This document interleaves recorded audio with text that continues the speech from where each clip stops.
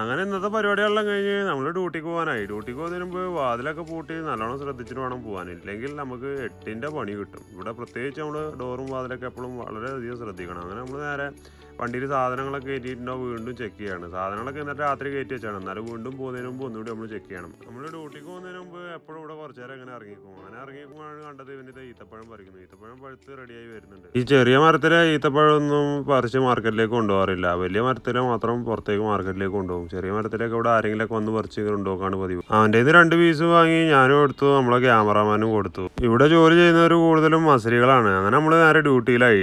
സമയം ഏകദേശം 11 മണി കഴിഞ്ഞു. ജോലിക്കിടയിൽ നമ്മൾ ഫോൺ ഉപയോഗിക്കാറില്ല. ഫോൺ ഉപയോഗിച്ച് കഴിഞ്ഞാൽ ശ്രദ്ധ മുഴുവൻ ഫോണിലായി പോകും.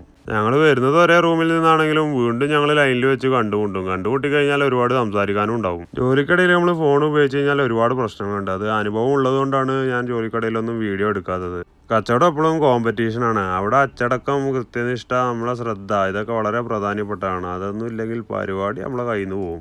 ലൈനിൽ ഓടുന്ന സമയത്ത് എന്തെങ്കിലും ഒരു സാധനം നമ്മുടെ ആരുടെയെങ്കിലും കയ്യിൽ കുറവുണ്ടെങ്കിൽ നമ്മൾ അങ്ങോട്ടും ഇങ്ങോട്ടും അത് ഷെയർ ചെയ്ത് വാങ്ങും. അങ്ങനെ അവനോട് ബായ് പറഞ്ഞ് നമ്മൾ നേരെ അടുത്ത ലൊക്കേഷനിലേക്ക്, ഇനിയും 1-2 ഷോപ്പിലും കൂടി പോകണം. സമയം ഇന്ന് ഒരുപാട് വൈകി. ആദ്യമായിട്ട് നമ്മളെ വീഡിയോ കാണുന്ന സുഹൃത്തുക്കൾ ഫോളോ ചെയ്യാനും സബ്സ്ക്രൈബ് ചെയ്യാനും മറക്കല്ലേ.